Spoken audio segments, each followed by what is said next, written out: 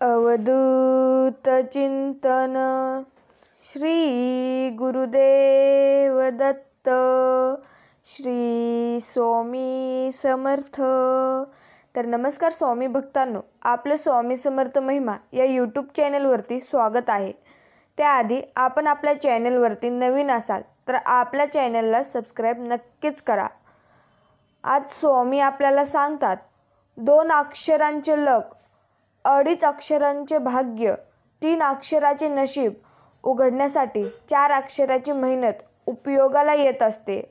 पण 1 अक्षराचा मीपणा माणसाचे जीवन हे नष्ट करून टाकते। आयुष्य जगण्यासाठी नुसते विचार असून चालत नाहीत, सुविचार असावे लागतात। हिम्मत करा आणि तुम्ही पुढे जात राहा, कारण टोमणे तर देवाला सुद्धा सहन करावे लागले होते। आपण तर साधी माणसं आहोत। भक्तांनो, घर जमिनीवर करणं सोपं, पण मनात करणं अवघडच असतं। माऊली म्हणतात, आयुष्य म्हणजे काय तर अनुभव, प्रयोग, अपेक्षा यांचे समीकरण आहे। कालचा दिवस हा अनुभव होता, आजचा दिवस हा प्रयोग असतो, उद्याचा दिवस ही अपेक्षाच असते। माणसातलाही नको असलेला भाग दूर करायला शिका। ह्याची सुरुवात स्वतःपासून करा। स्वतःला नको असलेला भाग कोणता? तर ज्या पायी आपला आनंद, प्रगती, निष्ठा आणि आत्मविश्वास ह्याला तडा जातो, तो आचार, तो विचार हा टाकायचा भाग असतो। जास्तीत जास्त लोक आपल्या आयुष्यात कडू अनुभव व शिकवण देण्यासाठी येतात। फार कमी लोक आपल्या आयुष्यात शुभेच्छा आणि आशीर्वाद द्यायला येतात। तर स्वामी भक्तांनो, तुम्हाला जर व्हिडिओ आवडत असेल तर लाईक करायला आणि कमेंटमध्ये श्री स्वामी समर्थ टाईप करायला मात्र विसरू नका। भक्तांनो, जुन्या वाटेवर अडचणी आल्याशिवाय नवीन वाटांचा शोध पण लागत नाही। जीवनात स्वतःला न पटणाऱ्या गोष्टी स्पष्टपणे जो नाकारतो त्याला कधीच पश्चाताप करण्याची वेळ येत नाही। माऊली म्हणतात, वाटा सापडत जातील, तुम्ही शोधत जा। माणसं बदलत जातील, तुम्ही स्वीकारत जा। परिस्थिती शिकवत जाईल, तुम्ही शिकत जा। येणारे दिवस निघून जातील, तो क्षण जपत जा। विश्वास तोडून अनेक जातील, तुम्ही सावरत जा। प्रसंग परीक्षा घेत जाईल, तुम्ही क्षमता दाखवत जा। जात्याच्या खालचा दगड स्थिर असतो आणि वरचा दगड फिरणारा असतो। दोन्ही दगड फिरणारे असते तर पीठ बनले नसते। आयुष्यात आत्मविश्वासाचा पाया स्थिर असला आणि त्यावर कर्माची दगड फिरला की संकटे, काळजी, चिंता याचे पीठच होते। माऊली म्हणतात, नेतृत्व आणि कर्तृत्व कोणाकडूनच उसने मिळत नाही, ते स्वतःलाच निर्माण करावे लागतात। माऊली नावाची संपत्ती एकदा आयुष्यातून गेली ना, मग माणसाने कितीही संपत्ती कमवली तरी तो भिकारीच राहतो।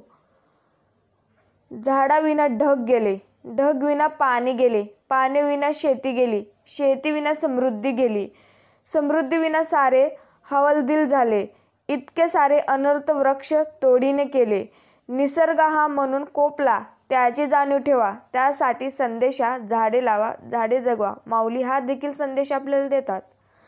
समुद्रातील तुफानापेक्षा मनातील वादळे अधिक भयानक असतात, म्हणून मनातल्या गोष्टी जवळच्या व्यक्तींना नक्की सांगा, कारण त्याने मन हलकं तर होईलच, लढण्याची ताकद पण येईल। तर तुमचा माऊलींवरती विश्वास असेल तर माऊली तुमच्या कुटुंबावर येणारं मोठं संकट हे नक्कीच टाळतील। फक्त तुम्ही श्री स्वामी समर्थ लिहायला मात्र विसरू नका। माऊली म्हणतात, जन्मासोबत प्रवास सुरू होतो, सुरू केलेला प्रवास कुठं संपणार हे माहिती नसतं। वाटा वळणे घेत घेत आयुष्य अशा ठिकाणी आणून सोडतं की ज्याची स्वप्नातही कधी विचार केला नव्हतो। क्षणाक्षणाला क्षण रंग बदलतो, आयुष्य काट टाकतं। आयुष्यात आपणास कोणाची तरी सोबत हवी असते। माऊली म्हणतात, भूक लागली म्हणून भाकरीऐवजी पैसा खाता येत नाही आणि पैसा जास्त आहे म्हणून भुकेपेक्षा जास्त अन्न खाता येत नाही। म्हणजे जीवनात पैशाला ठराविक रेषेपर्यंत स्थान आहे। पैशाच्या राशीत झोपणाऱ्या माणसांपेक्षा प्रामाणिक राहून कमविलेले माणसं हीच आपली श्रीमंती असते। प्रगती करणाऱ्या दुसऱ्याच्या वाटेत अडथळा निर्माण करत नाही आणि दुसऱ्याच्या वाटेत अडथळा निर्माण करणारा प्रगती हा करतच नाही. माऊली म्हणतात, धनवान होण्यासाठी एक एक कणाचा संग्रह करावा लागतो आणि गुणवान होण्यासाठी एक एक क्षणाचा सदुपयोग करावा लागतो. तुम्ही चांगलं वागा, लोक वाईटच बोलतील. जशास तसं वागा, लोक लायकीत राहतील.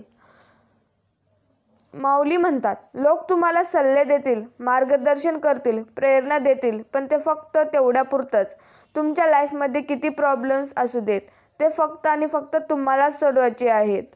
दुसरे येतील आणि माझ्या लाईफमध्ये प्रॉब्लेम सोडवतील असं अजिबात विचार करू नका.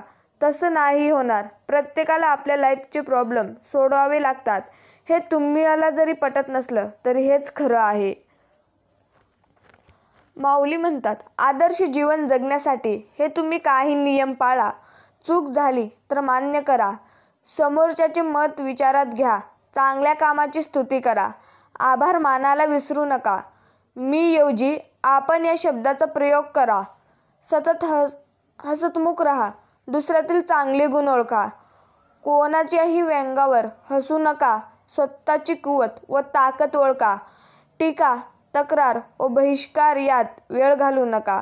कृतीपूर्वी विचार तपासा. लोकांच्या खांद्यावर स्वतःचे अपयश लादू नका. क्रोधावर नियंत्रण ठेवा. अनंत मैत्री भावना जगू द्या. सत्याला चिटकून राहा. इतरांनी चांगली वागणूक द्या. सुखाचा गुणकार व दुःखाचा भागाकार करा. विचार करून बोला. इच्छाशक्ती, प्रार्थनेने इच्छाशक्ती वाढते. इच्छाशक्ती वाढली की प्रतिकूल परिस्थितीवर मात करण्याचे सामर्थ्य येते. हुरूप येतो. उत्साह वाढतो. जीवन जगावेसे वाटते. तर भक्तांनो, वेळ काळ कोणासाठीही थांबत नाही आणि कोणालाही थांबवता देखील येत नाही. कर्माचे भोग भोगूनच संपतात. भक्ती केल्याने संकट येणारच नाही असं कधी होत नसते, पण भक्ती करून संकटाचा वेग मात्र नक्कीच कमी करता येतो. जसं की जिथे हात जाणार होता तिथे मात्र बोटावर निभावलं. पण हे कळण्यासाठी स्वामी भक्तीत असावं लागतं. स्वामींवर आपली श्रद्धा, स्वतःला काय हवंय ते स्वतःला जेव्हा कळत नसतं, तीच परिस्थिती खऱ्या परीक्षेची असते.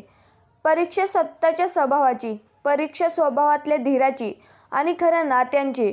चंचलता म्हणजे एक धुरकट दुःख. जे हवंय ते नाही मिळालं की दुःख होतंच, पण नक्की काय नाही मिळालं म्हणून दुःख होतंय हे माहिती नसेल तर त्याहून जास्त दुःख होतं. कारण दुखणं माहिती असेल तर औषध शोधता येतं.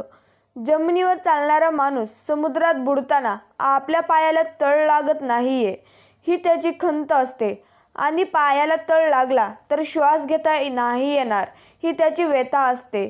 दोन्हीकडे कोंडीच. खरं तर माणूस दुःखालाही सामोरं जायला तयार होतो, पण दुःख किती आणि कुठपर्यंत सहन करायचं हे माहिती नसणं हेच दुःखातलं दुःखाहून मोठं दुखणं. दुःखातही माणसाला स्थैर्य लागतंच. माऊली म्हणतात, खूप स्वप्न तुटतात. जे व्हायचं ते होत नसतं. साऱ्या अपेक्षा इच्छा मातीमोल होतात. जे ठरवलं होतं ते काहीच होत नाही. साऱ्या गोष्टी मनाविरुद्ध घडायला लागतात आणि आवड-निवड हा पर्याय उरत नाही. अशा परिस्थितीत बहुतांश लोक डिप्रेस्ड होतात. नकारात्मक विचारांच्या विळख्यात सापडतात. मात्र काही लोक असतात जे नेहमी होप ठेवतात. त्यांना नेहमी वाटत असतं की नक्की पुढे काहीतरी चांगलं होईल. वाईट वेळ निघून जाईल. सर्व स्वप्ने, इच्छा, अपेक्षा पूर्ण होतील. आणि असं घडतं. वाईट वेळ निघून जाते आणि थोडी वाट पाहिली की सर्व सुख झोळीत येऊन पडतात. अपेक्षा जास्त भेटत निराश न होता थोडे प्रयत्न करत राहिलं की साऱ्या गोष्टी व्यवस्थित होतात.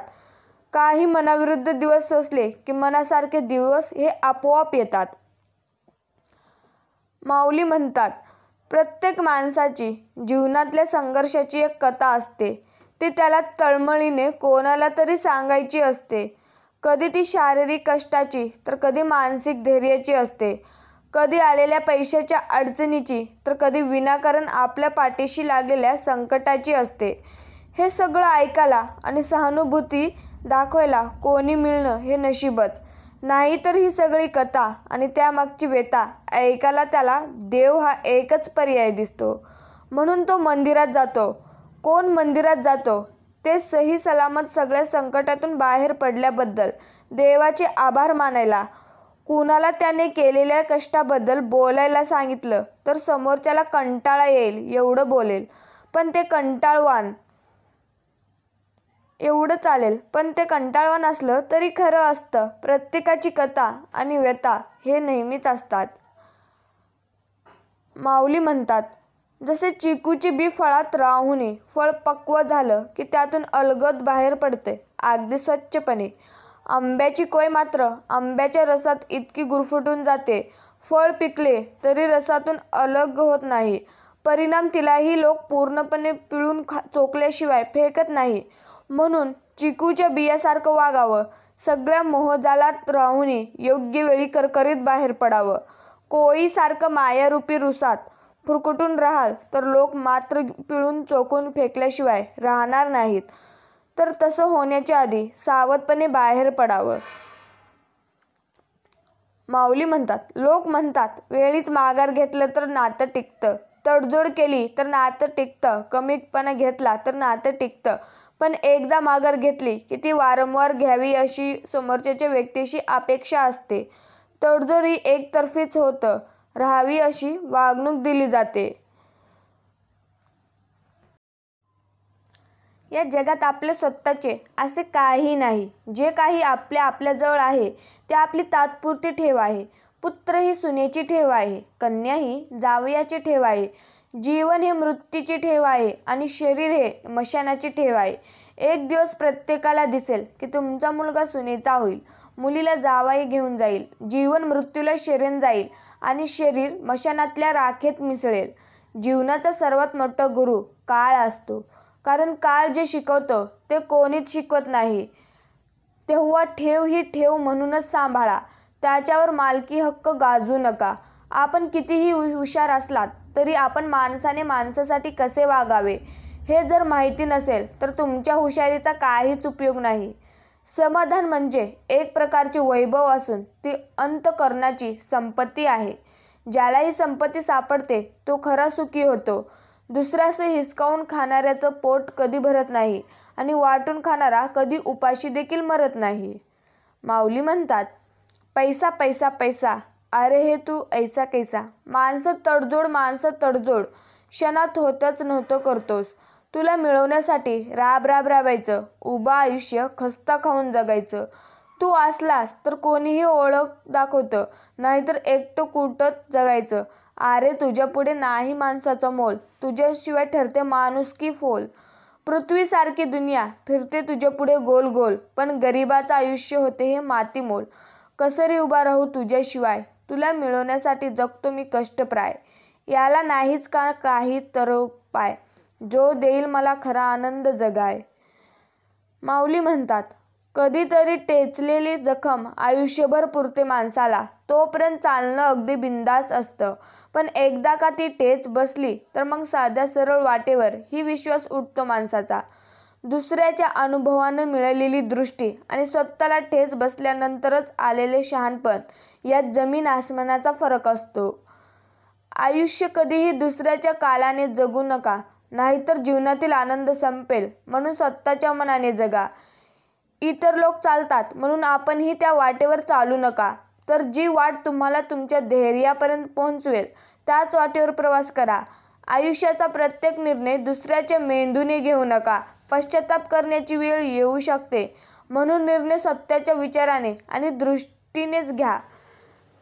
तर स्वामी भक्तांनो, असंच आपल्या स्वामी माऊलींचे संदेश पाहण्यासाठी आपल्या चॅनलला सबस्क्राईब नक्कीच करा. श्री स्वामी समर्थ. जय जय स्वामी समर्थ. धन्यवाद.